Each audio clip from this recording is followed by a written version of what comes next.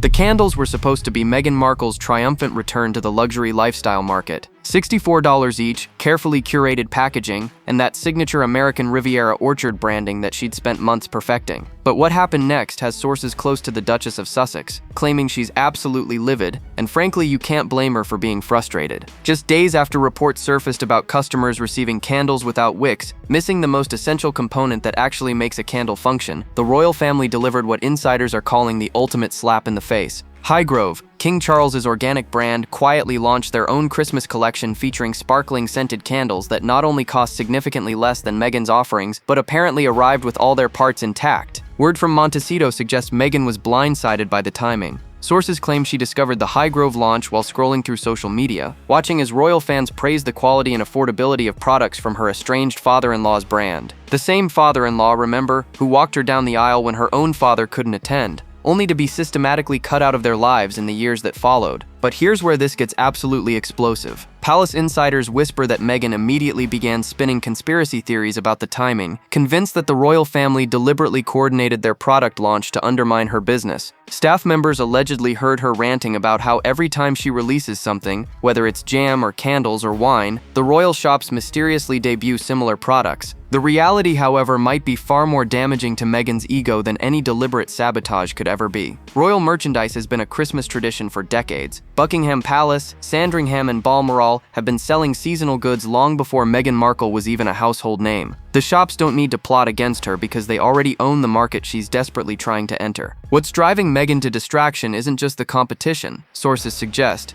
It's the stark contrast in execution. While customers are posting videos of wickless candles and complaining about broken website links for American Riviera Orchard, royal merchandise maintains the reputation for quality that comes with centuries of brand building. The timing couldn't be worse for Meghan's already struggling venture. Reports indicate that sales figures for her products remain mysteriously undisclosed, leading many to speculate that the numbers aren't worth bragging about. Meanwhile, Highgrove's Christmas collection is reportedly performing exactly as expected for an established brand with loyal customers who trust what they're buying. Sources close to the situation claim Meghan's fury isn't just about business competition. It's about the growing realization that leaving the royal family might have cost her access to the very thing she's now struggling to build independently. The irony is almost too perfect to believe. But that was just the beginning of what insiders are calling Meghan's worst week in business yet. The timing that has palace watchers raising eyebrows isn't just coincidental. According to those who understand how the royal machine operates, Highgrove's Christmas collection doesn't just appear overnight. These seasonal launches are planned months in advance, coordinated with suppliers, and carefully timed to maximize the holiday shopping season that's been their bread and butter for decades. But try explaining that to someone who sees every royal family move as a personal attack. Sources suggest Meghan's immediate reaction to seeing the Highgrove candles wasn't to admire the competition or learn from established success. Instead, she reportedly began connecting dots that simply don't exist, convinced that King Charles himself orchestrated this launch specifically to humiliate her struggling brand. The reality is far more straightforward and perhaps more damaging to Meghan's narrative. Royal Collection Trust, which manages merchandise for Buckingham Palace, Sandringham, Windsor Castle, and the Palace of Holyrood House, has been selling Christmas items since long before Meghan Markle was even born. Their seasonal catalogs are institution traditions, eagerly anticipated by royal fans worldwide who know they're getting quality products with authentic royal connections. What particularly telling is how this perceived slight fits into a pattern that sources say has become exhausting for those around Meghan. Every business setback becomes someone else's conspiracy. Every royal family announcement becomes a calculated move to undermine her success. The jam launch coincided with royal engagements, the wine debut happened around the same time as palace events, and now the candles face competition from established royal brands. Industry insiders who understand luxury retail are reportedly baffled by Meghan's apparent shock at facing competition from the very institution she chose to leave.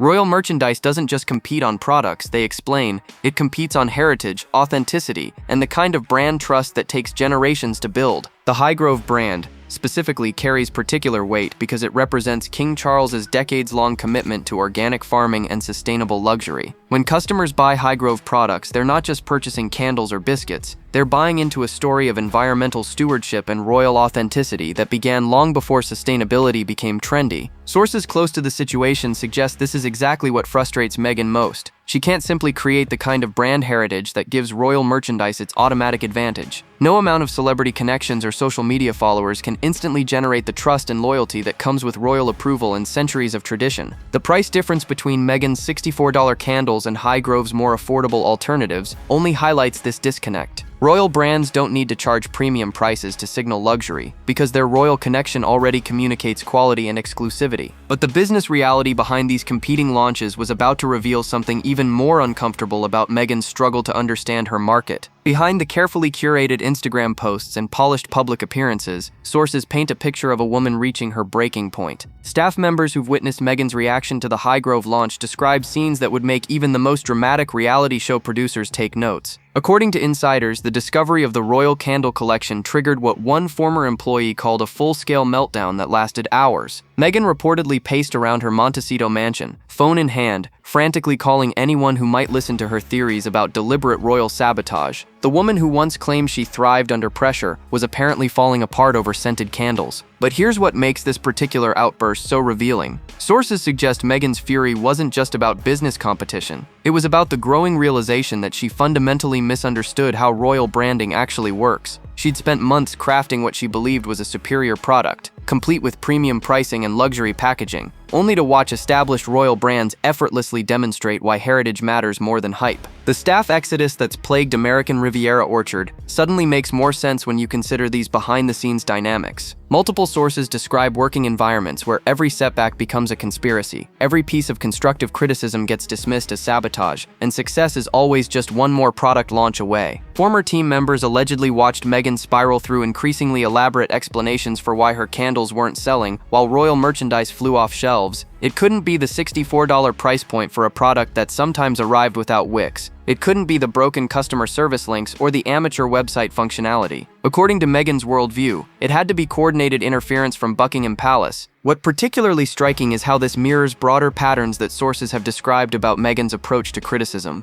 Remember the podcast failures, the Netflix content struggles, the endless parade of staff departures? Each setback gets reframed as external sabotage rather than internal reflection about what might need improvement. Industry professionals who've worked with luxury brands describe this mentality as business suicide. Successful entrepreneurs, they explain, study their competition to understand what works. They don't assume conspiracy when established brands outperform newcomers. They certainly don't alienate potential customers by suggesting that choosing competitors makes people complicit in some imagined plot. But sources suggest Harry's response to these meltdowns reveals another layer of dysfunction in the Sussex household. Rather than offering perspective about business realities or suggesting strategies for improvement, he reportedly enables Meghan's conspiracy theories while privately expressing concerns to friends about the direction their ventures are heading. The result is a business strategy built on grievance rather than genuine value creation, where every competitor becomes an enemy and every customer who chooses alternatives becomes part of the problem. But the sales figures emerging from this royal merchandise showdown were about to expose just how devastating this approach had become. The numbers tell a story that no amount of Instagram manipulation or celebrity endorsements can rewrite. While Meghan Markle continues refusing to release actual sales figures for American Riviera Orchard products, sources with knowledge of luxury retail markets paint a picture that would make any business school professor wince. Royal Collection Trust doesn't need to hide their success behind carefully staged social media posts featuring mysteriously anonymous customers. Their Christmas merchandise, including the Highgrove candles that reportedly sent Meghan into a fury, sells through established channels with decades of proven customer loyalty. Industry insiders suggest the difference in performance isn't just significant, it's absolutely staggering. But here's where the contrast becomes almost painful to witness. While Meghan's team scrambles to create the illusion of demand through strategic Instagram posts and carefully curated customer testimonials, royal merchandise benefits from something money can't buy: genuine word-of-mouth recommendation from satisfied customers who've trusted these brands for generations. Sources close to luxury retail operations described the American Riviera Orchard launch as a textbook case of how not to enter an established market. The pricing strategy alone, they explain, suggests fundamental misunderstanding of customer psychology. Charging premium prices requires premium trust. and trust isn't something that can be manufactured through celebrity connections or social media followers. What makes the sales comparison even more devastating is the infrastructure difference. Royal brands operate through established distribution networks with proven customer service systems and quality control processes refined over decades. Meanwhile, customers trying to report problems with Meghan's products encounter broken website links and email systems that don't function properly. The wickless candle scandal becomes particularly damaging when viewed through this lens. While royal merchandise maintains quality standards that protect brand reputation, American Riviera Orchard appears to be learning basic business lessons in real time, with paying customers bearing the cost of that education. Former retail executives who've analyzed the situation suggest Meghan's refusal to acknowledge these performance gaps represents a dangerous form of business denial. Successful entrepreneurs, they explain, study what works and adapt accordingly. They don't double down on strategies that clearly aren't generating results. But sources indicate the sales reality extends beyond just candles. The entire American Riviera Orchard product line appears to be struggling against established competitors who understand their markets intimately. From preserves to wine to lifestyle products, every category Meghan enters features established players who've already solved the problems she's still discovering. What particularly telling is how this performance gap affects the broader Sussex brand strategy. Netflix content, podcast ventures, and commercial partnerships all depend on demonstrating market influence and consumer loyalty. When core business ventures struggle to find their footing, it raises questions about the viability of the entire celebrity-to-entrepreneur transition. The quality control nightmare that was about to unfold would make these sales figures look like the least of Meghan's problems. The quality control catastrophe that's engulfing American Riviera Orchard makes the royal merchandise comparison look even more devastating than anyone initially realized. While King Charles's Highgrove products arrive with all essential components intact, Meghan's customers are discovering that her much-vaunted attention to detail apparently doesn't extend to ensuring candles actually have wicks. But the wickless candle disaster represents just the tip of a quality control iceberg that sources suggest has been growing for months. Remember the jam controversy, where customers reported receiving preserves with questionable consistency that couldn't legally be called jam? Or the wine licensing debacle at Godmother's bookstore, where Meghan allegedly served alcohol without proper permits. Each incident follows the same pattern of poor planning followed by damage control that only makes things worse. What makes this particularly damaging is how it contrasts with royal merchandise standards. The Royal Collection Trust operates under quality protocols developed over decades of serving customers who expect excellence. Every product undergoes testing and verification processes designed to protect the royal brand's reputation. When you buy something with royal approval, you're purchasing the confidence that comes with institutional quality control. Meanwhile, American Riviera Orchard customers are essentially paying to be beta testers for products that should have been perfected before launch. The $64 candle that arrives without a wick isn't just a manufacturing error, it's a symbol of everything wrong with rushing products to market without proper quality systems in place. Sources familiar with luxury retail operations describe this approach as business suicide in a market where customer trust is everything. High-end consumers don't just buy products, they buy confidence that their investment will deliver the promised experience.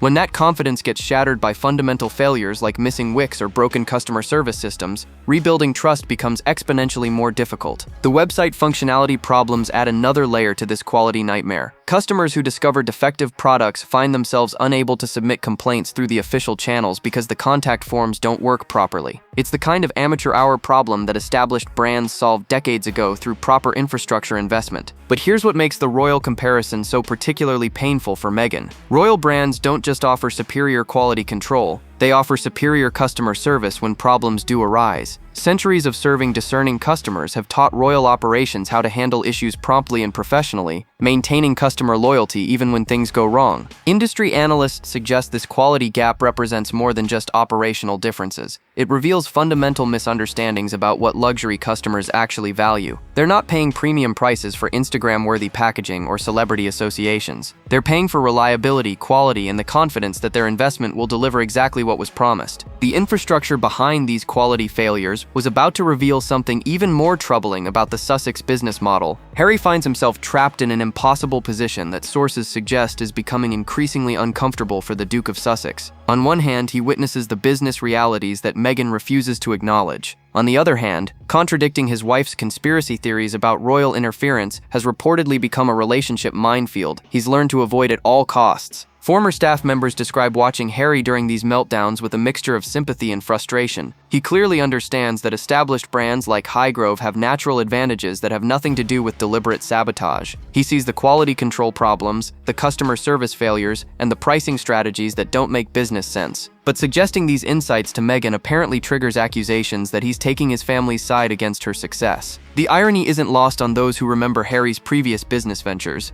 Before meeting Meghan, he showed genuine understanding of how royal connections could be leveraged responsibly for charitable purposes. The Invictus Games demonstrated his ability to build something meaningful using his platform and connections, but those same instincts for strategic thinking seem to have been completely suppressed when it comes to American Riviera Orchard. Sources close to the couple suggest Harry's silence during these business crises reflects a broader pattern of conflict avoidance that's become essential for household peace. Rather than risk another explosive argument about royal family interference, he reportedly nods along with theories that he privately knows are destroying their commercial credibility. What makes this particularly painful is how Harry's royal background could actually help solve many of the problems plaguing their business ventures. He understands quality control from years of supporting organizations that demand excellence. He knows customer service standards from decades of charitable work. He's witnessed firsthand how sustainable business models actually function. But industry insiders suggest Harry's expertise has become politically impossible to access. Any suggestion that royal institutions might offer legitimate business lessons gets interpreted as betrayal rather than helpful insight.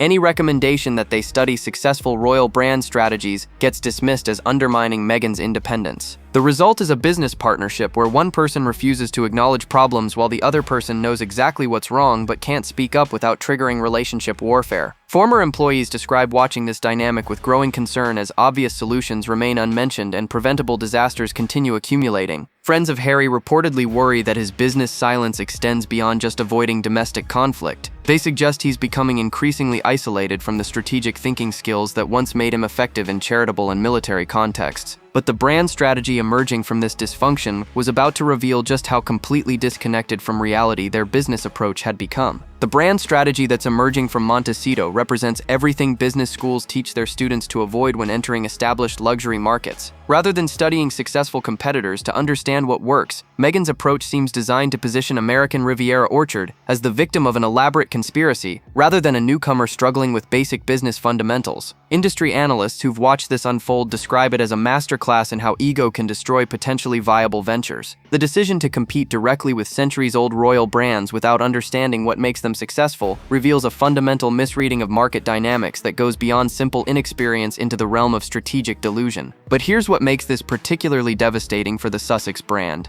Every misstep gets magnified by Meghan's insistence on framing legitimate competition as personal attacks. When Highgrove launches their Christmas collection, it's not market competition, it's royal sabotage. When customers choose established brands over American Riviera Orchard, it's not about value or quality, it's about some imagined loyalty to institutions that supposedly coordinate against her success. Sources familiar with luxury brand development suggest this victim narrative is poisoning any chance of legitimate market success. Customers don't want to buy products from companies that constantly complain about unfair treatment. They want to purchase from brands that focus on delivering exceptional value and experiences. The pricing strategy alone reveals how disconnected this approach has become from commercial reality. Charging $64 for candles that sometimes arrive without wicks, while positioning cheaper, higher quality alternatives as evidence of conspiracy makes every marketing decision look increasingly desperate. What particularly damaging is how this strategy undermines the very royal connections that could have been leveraged positively. Instead of building on the credibility and heritage that comes with royal association, the Sussex brand approach actively alienates the very institutions that could provide authentic luxury credentials. Former retail executives describe watching this unfold with professional bewilderment. Successful luxury brands study their heritage, understand their competitive advantages, and build strategies around genuine value creation. They don't spend marketing energy explaining why established competitors are somehow cheating by being better at business fundamentals. The Christmas timing crisis that's about to unfold represents the perfect case study for how this backward strategy creates completely avoidable disasters. Rather than planning around known royal calendar events, American Riviera Orchard seems to stumble into predictable conflicts and then act surprised when established brands perform better during traditional shopping seasons. But the Hollywood connections that were supposed to provide alternative credibility were about to reveal another fatal flaw in this business approach. Hollywood connections that were supposed to provide American Riviera Orchard with celebrity credibility are reportedly becoming increasingly uncomfortable with the constant drama surrounding every business venture. Sources close to the entertainment industry describe a growing fatigue among A-list circles as Meghan's conspiracy theories about royal interference begin overshadowing the actual products she's trying to sell. The Kardashian party incident offers offers a perfect example of how these relationships are deteriorating. What should have been a simple networking opportunity at Kris Jenner's 70th birthday celebration turned into another public relations nightmare when photo permissions became a controversy and Meghan's behavior allegedly overshadowed the guest of honor. Industry insiders suggest this pattern is becoming impossible to ignore among celebrity circles that value discretion and professionalism. But the real damage extends beyond individual incidents to the broader perception of the Sussex brand as high maintenance and unpredictable. Entertainment executives who've worked with major celebrity launches describe successful ventures as those that focus on product quality and customer satisfaction rather than constant explanations about why external forces are preventing success. Sources suggest even longtime supporters are beginning to question whether associating with American Riviera Orchard helps or hurts their own brand reputations. When every product launch becomes a drama about supposed sabotage, celebrity endorsements start feeling like taking sides in personal vendettas rather than supporting quality businesses. The Netflix partnership represents perhaps the most significant example of how this approach is affecting professional relationships.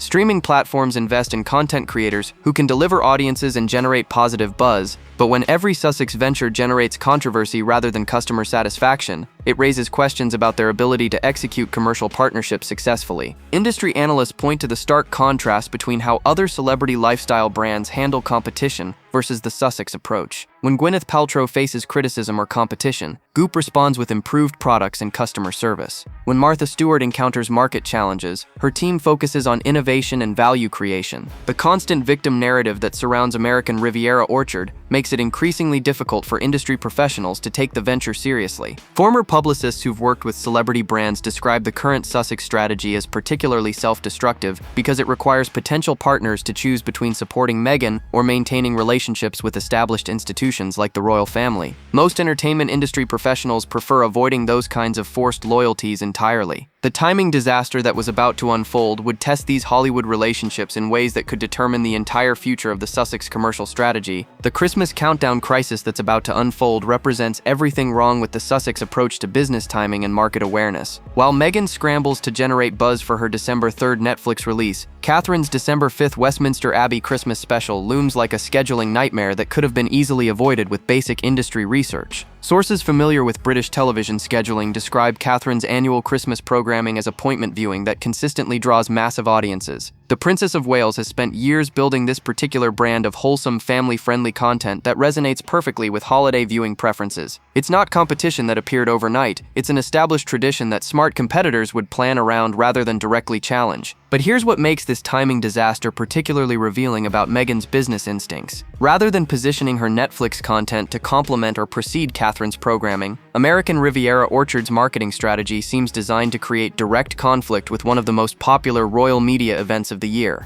Industry executives who understand streaming analytics suggest this represents a fundamental misunderstanding of how audience attention actually works during holiday programming periods. December viewing habits follow predictable patterns that successful content creators study carefully when planning release strategies. The fact that the Sussex team apparently missed this basic research indicates deeper problems with their commercial planning processes. The irony becomes even more painful when you consider that Meghan's Netflix content could have benefited from strategic timing that built anticipation for Catherine's programming rather than competing against it. Successful media professionals understand that sometimes the best strategy involves supporting rather than challenging established audience favorites. Sources close to the streaming industry describe watching this scheduling conflict with professional bewilderment. Netflix invested significant resources in Sussex content development, presumably expecting strategic thinking about optimal release timing. Instead, they're getting another example of how personal grievances can override basic business sense. What's particularly damaging is how this timing crisis reinforces the broader narrative about Sussex commercial judgment.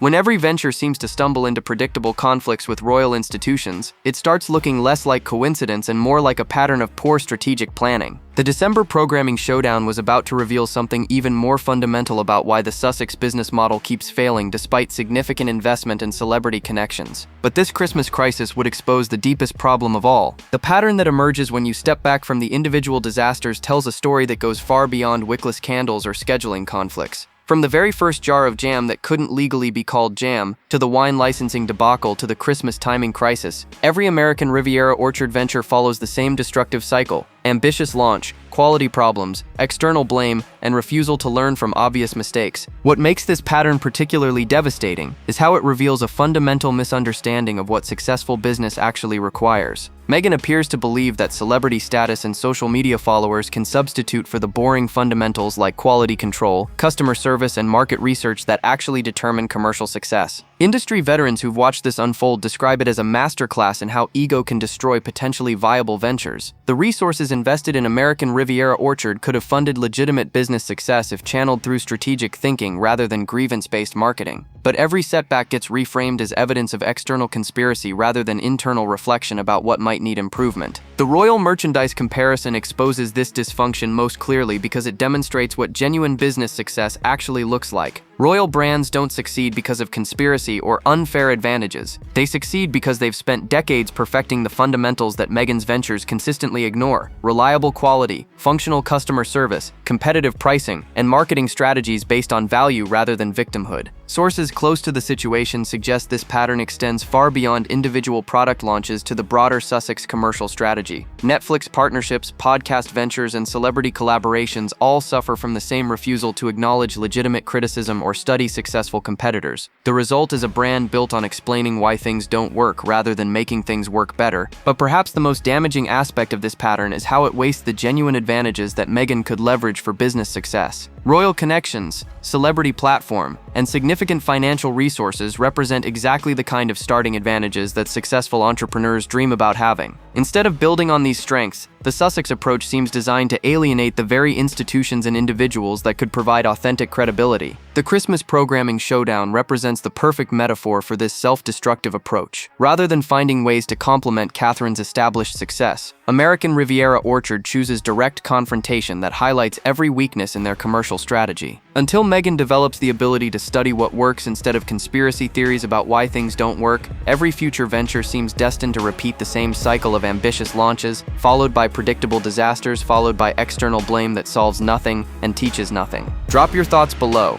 Like, subscribe, and stay tuned. The next video is waiting, and you won't believe what's coming next.